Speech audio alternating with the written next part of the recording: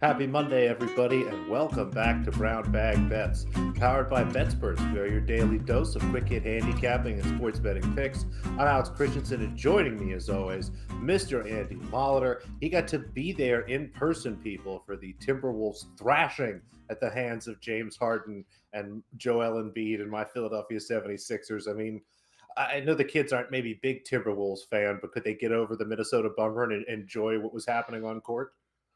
She wasn't real happy. Like my daughter wasn't super happy about the result. She's like, "Why are we losing so bad?" I'm like, "Have you seen this guy?" And I just kept pointing to Embiid. I'm like, he's doing whatever." And the refing was pretty one sided. It was awful. The crowd, as polite as Minnesota people are, the crowd was starting to turn there after a bit. Like there was just every charge was called as a blocking foul for us, and then they called some defensive 3 second, and it was just a cavalcade of fouls to start Did things not out. get the home And it whistle. no, it didn't help that the Sixers were making everything from deep by everybody, and really, it's maybe I was there, maybe Andy was there for the start of maybe the next true dynasty in this league of ours. Although the Well, Nets got some good news too with the probable restrictions dropping in the state they play in, so that Kyrie Irving can probably play a lot more home games down the stretch. The East is going to be fun. We never even really talk about how good the Bucks are, and the fact that they have a bunch of experience now under their belt. And yeah, the Final Four in the East is going to be banana land. I'm very excited for the NBA playoffs, and yeah, I think outside the of most important paying question, attention to though, the Friday honestly, game, yeah. I was gonna say the most important question. I mean, your daughter got to shoot a free throw after the game. Did she make it?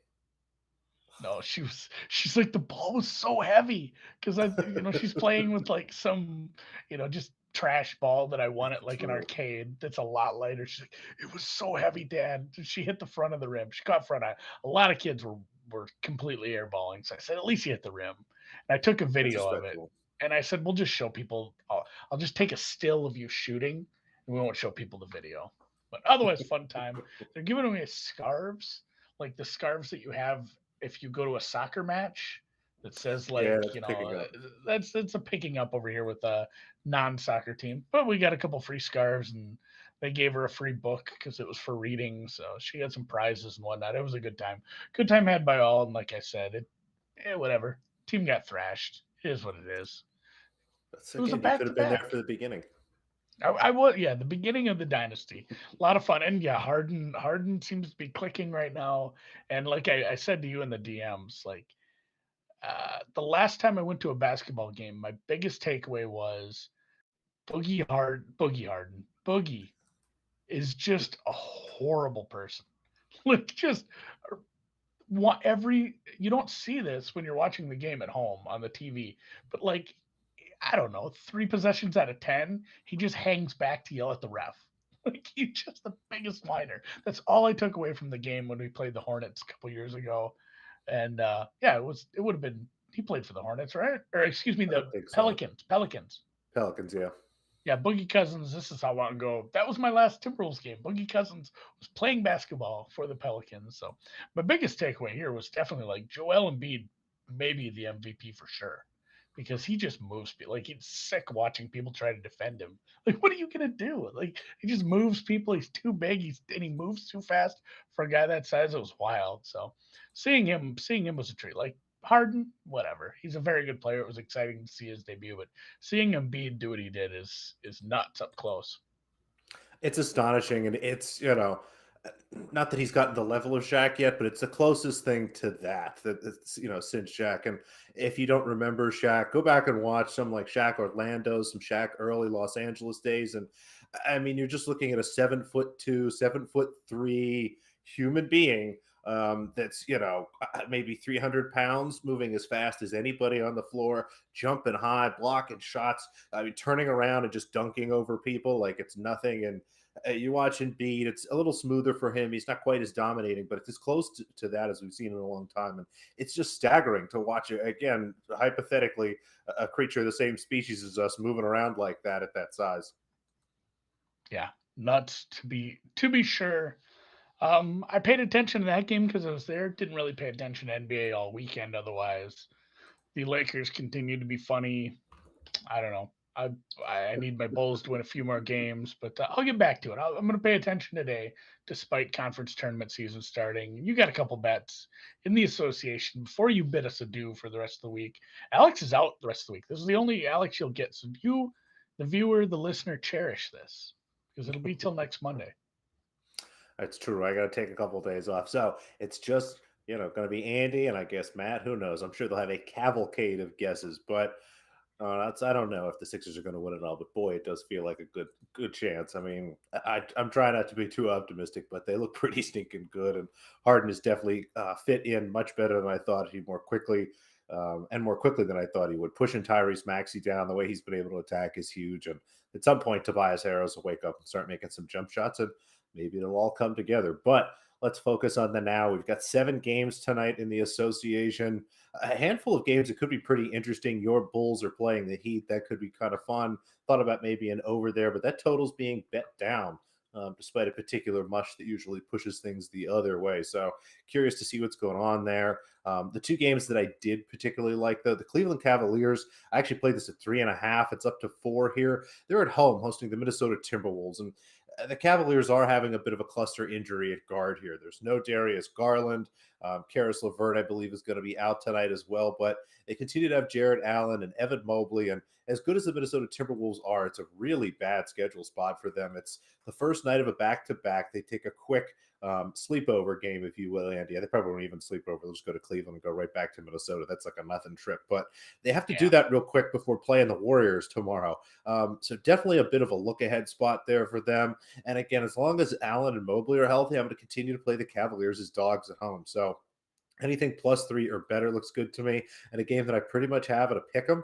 Again, I don't love the Cavaliers missing all their guards. That is problematic. You don't think of that, but it's kind of a new thing in the NBA with everybody getting hurt or sick all the time. So I'd like the Cavaliers here, +3 or better. And then the Spurs, team total over 114. This is kind of one of those cases where, the Spurs are getting 8.5. I have it a little closer to 6.5. The total's at 238. I have it a little closer to 240. So not necessarily a big enough edge for me to play the Spurs spread or the total, but kind of put the two together. And the team total over looks really nice here. Again, I think this total should be closer to 241. Grizzlies and Spurs game have been among the highest scoring of any teams all year. The Spurs continue to push pace.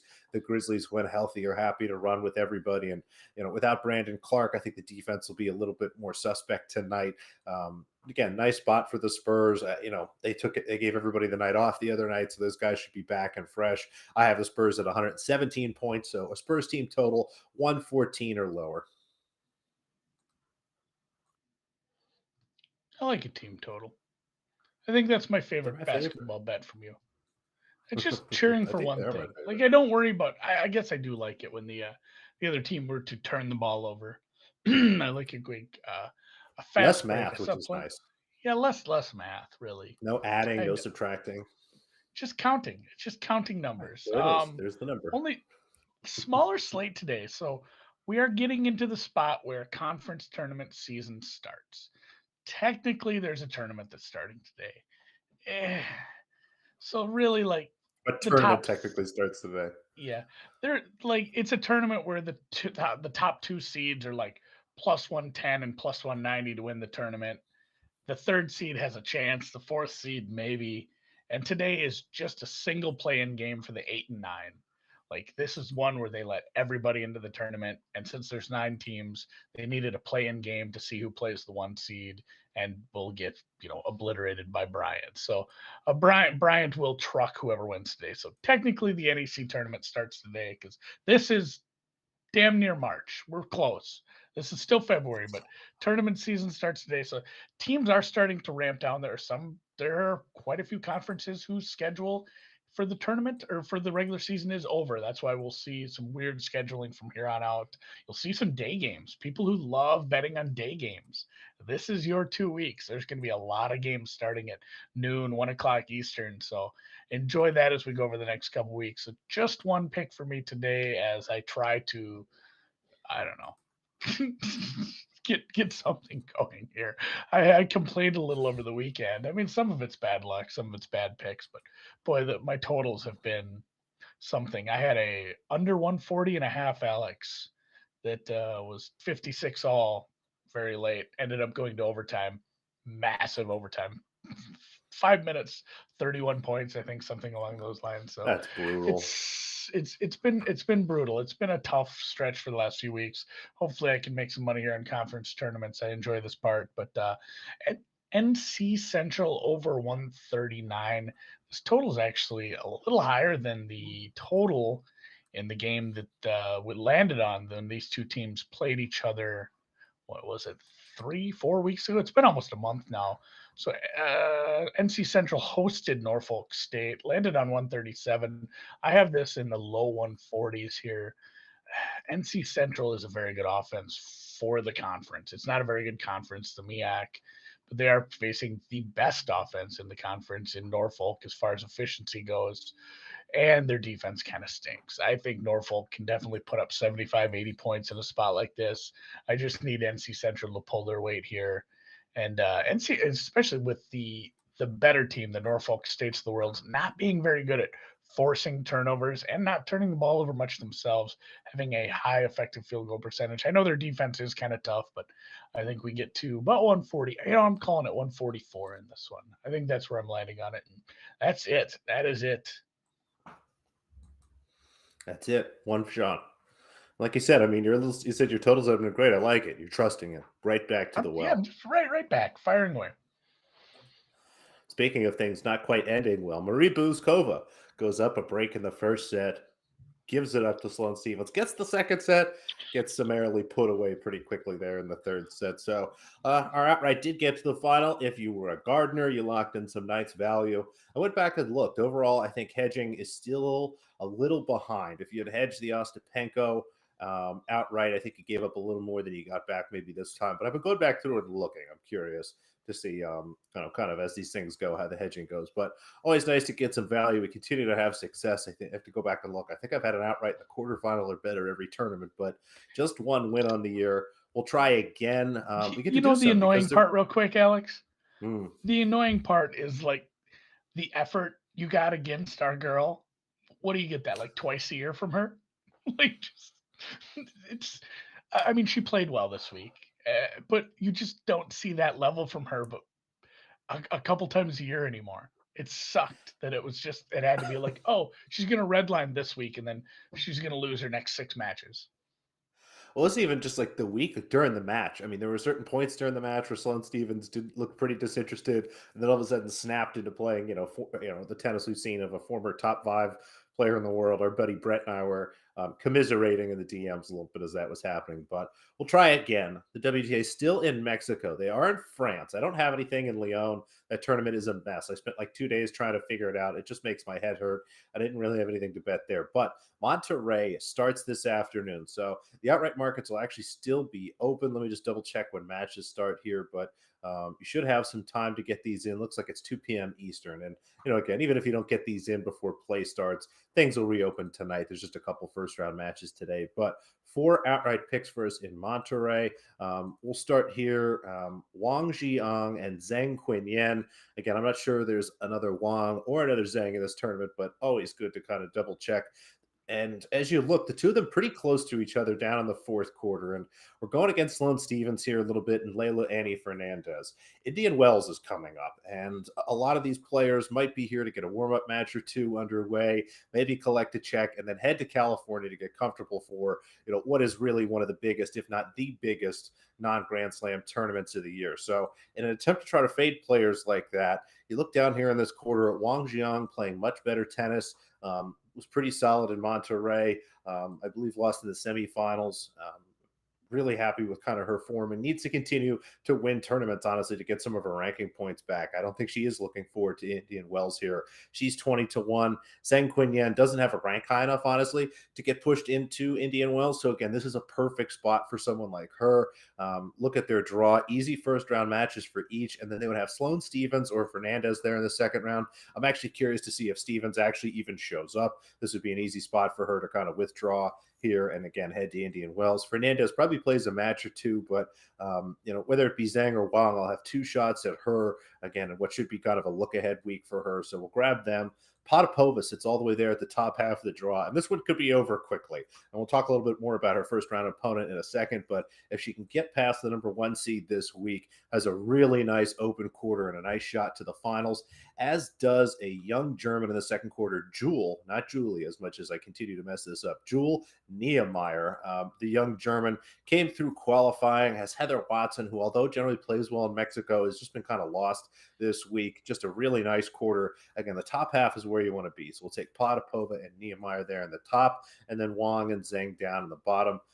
These are all prices you should be able to find. Look for this number or better. There is some prices slightly better than that, but try to stay close to, again, 20, 25, 30, and 40 in Monterey for the outrights. In Monterey, that's a different one. It Quick is a different Monterey one. Yeah. story.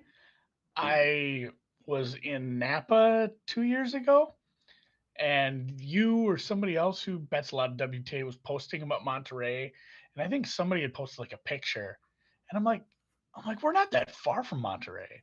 Because I had been looking at a map. I'm like, we should see if we can go get tickets for the WTA. But it's it would have been funny You were if I very far drove away, it to. turns out. Yeah, it would have been funny if I drove to Monterey, California, rather than Mexico, and found. I would have still had fun. It's a nice city. I It's a just great would city. not have. I would have not No have found a tennis. golf or a tennis tournament that day. Got some single match picks, and apologies, I biffed the headlines here a little bit. This first match here up at the top is WTA Lyon. This is a French event. This match will be, I believe, early tomorrow morning. I'm going to double check the time here quickly. Again, all these things are kind of floating in the air, but it looks like it could be tomorrow as early as 4 o'clock in the morning. Actually, no, I'm sorry. Kanyu Bolter is actually today. Bogdan is tomorrow. So Kanyu Bolter actually starts just about an hour or so after we finish, maybe a little bit later than that. Katie Bolter coming up through qualifying.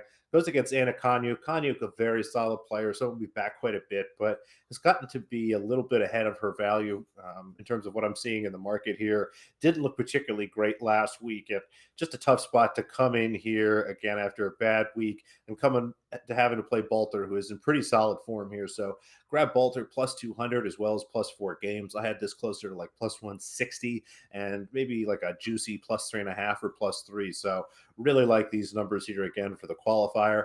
Anna Bogdan is going to play against Diana Yastremska. And with all due respect to Diana Yastremska and what's happening in her home country and kind of what she's had to deal with getting out to be here to play this tournament, a really tough spot for her and just taking too much money here. Bogdan, a very underrated player when you start to look at some of kind of her underlying numbers and her performances. I have this match closer to a pick 'em. So Bogdan, anything plus 110 or better looks good.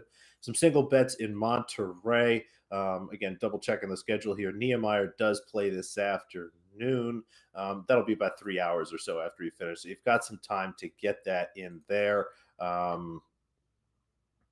Nehemiah minus 120. Look for that or better. Again, came through qualifying here. Should be in solid form. Goes against Heather Watson, who I mentioned. Solid opponent, but again, not playing very good tennis here. Maybe Watson has a nice day serving, and this match is close, but I think Nehemiah really puts her away. We're going to fade Madison Keys. Again, the Indian Wells look ahead is a real thing. Madison Keys is as hot and cold as any tennis player. When she's good, she's what we saw the first couple weeks of the season, nearly Yeah. unstoppable for the first months of the season. And then at some point, things kind of unravel a little bit, and whether it be her attention or kind of her physical shape, depending on how she changes up her workouts and things, it's odd. Things just kind of drop off. And I think this is a great week to kind of go against her here. She again, could absolutely beat the pants off of Petra Martic, who hasn't been playing again inspiring tennis, but she played tomorrow, and there's no way this should be plus 375. I don't think this should be even like plus 250. I think, given kind of the erratic nature of Keys, the way Martic has been playing better, honestly, over the last week or so, despite kind of a down season, this is just a really nice number at plus 375. And Potapova, we took her outright, but we're also going to take her here in the first round against Alina Svitolina. Again, I'll do apologies to the Ukrainian. But again, look ahead spot for Indian Wells. A ton of other stuff going on in her life, obviously, and just not a spot where I expect her to be her most focused and playing her best tennis. So Potapova, again, even before considering all that stuff, I have this match closer to plus 180 and plus 4 games instead of the 4.5 we're getting here. So Potapova plus 240 and plus 4.5. Those, I believe, are tomorrow. Yeah, I hate betting against the Ukrainian, but if you needed one little thing to push you over, like I mean, anyone from the Ukraine, their mind can't be totally focused on tennis right now with the stuff that's going on back home. I mean, even like Yastremska posts pictures of herself, like she was in the country. I'd be terrified to be in that country right now. That's Yeah, just it's just wild. Like in I don't know, it just feels like some of the stuff you're seeing is like it feels like you're seeing World War II historical footage, like seeing air raid sirens on in this day and age feels like something we shouldn't probably have anymore, guys. Come on, chill out, Putin, if you're it's watching. not great. I don't think there might be a Ukrainian tennis golf player. I'm sure there are. None here though. Although there was a bit of an angle, people were fading Europeans, especially the Europeans who came over and played on the first week. And lo and behold, it's a bit of a fake Austrian, but Austrian did win. Sepp Straka took home the title, and very weird final round with Daniel Berger kind of melting. Everyone looking like Shane Lowry was going to get it done, and then it rained, and then Straka hit some nice shots. Berger didn't hit his, and the rest is history. And that's your winner. We head to Bay Hill. Yeah, Dan points out he's American. He plays under the Austrian flag. He went to Georgia. He's Hudson Swafford with an Austrian flag in front of his name. He's Harris English. He's the same guy. They're all the same guy. All the Georgia guys. If you didn't really watch golf, they all look almost identical. There's like Keith Mitchell. All 15 Georgia guys look the same. Me and Frank always talk about this. They're all the same person. It's like Stepford Wives shit. But either way, Arnold Palmer Bay Hill, great tournament. I talked about last week. The field wasn't as good because the payout isn't as good. The purse was a little smaller. This is a bigger purse. Obviously, we have this and the players coming up, two big purses. So the field is much better, much tougher. Rom's back. You're not going to see Sung J M as the chalky favorite here. He's like 30-1 rather than the 10-1 some places open. Now, I will say I have not placed any of these outright. I usually will wait. I might fire on a couple if I think they're going to move. I just shopped the four that I liked off the bat, found the best of the number. Hovland at 20-1, I will play. I will play that today. I'm not waiting on that. The other ones, I'm going to wait to see maybe what bookmaker comes up with on Leishman and Burns. But Victor Hovland is just one of the best golfers in the world. He got fourth at the Genesis. He won Mayakoba, I don't know, a couple months ago. It's a weird one on the Paspalum. He finished top five at the Tour Championship. He was top five in just everything last year. Didn't play all that well here. He just didn't gain much on the greens. And if people look at him and say, he's not great on Bermuda, I just don't think we have a big enough sample to really say that. He's a good enough golfer, and there's some 16s out there. So I found a 20. This is one I like quite a bit. Leishman is more of a Leishman and Burns, it's the same thing. These guys are good on Bermuda. They're very good compared to their baseline putting. It's Bermuda Burns and Bermuda Leishman, I guess, too, if you want to go that way. He actually missed the cut here. He putted very well last year. Missed the cut though because the rest of his game stunk. Sam Burns might actually be in the same boat. I'm gonna look at what he did. Yeah, both of these guys missed cut last year, but Sam Burns not playing so hot right now. I think that's why you're getting a better number on him. He miscut Farmers Phoenix Genesis. A little trouble basically with his ball striking, and the putting hasn't been great, but he's not too removed from like an 8 or 10 tournament stretch where I think his worst finish there between St. Jude and the Century, his worst finish was 21st over 9 tournaments. The guy can get back into form. 50-1 feels a little low on a guy who loves to feel his way around these type of greens. And then Brendan Todd is just a dumb flyer on another guy that can putt well in Bermuda, has played okay in the past at this tournament. He did, all right for a guy of his standing. He gained a lot on the greens, though, at the Honda. He gained a lot at the Phoenix Open. If he can get hot with the putter here, he has played well at some of these tournaments in the past, this part of the stretch. I think, and this, getting a little further, but he did really well. I think he top 10 at the Charles Schwab last year, played well later in the summer at the Phoenix. He's capable of being up there. This is one where I will absolutely have him in some of my positional stuff. top 20, top 30 kind of prices. That's what saved my card last night. Like outrights, obviously, I didn't have Sepstraka. All my outrights lost. So 3 units there. Ugh. Tournament matchups went Only one one and guy had three. Straka.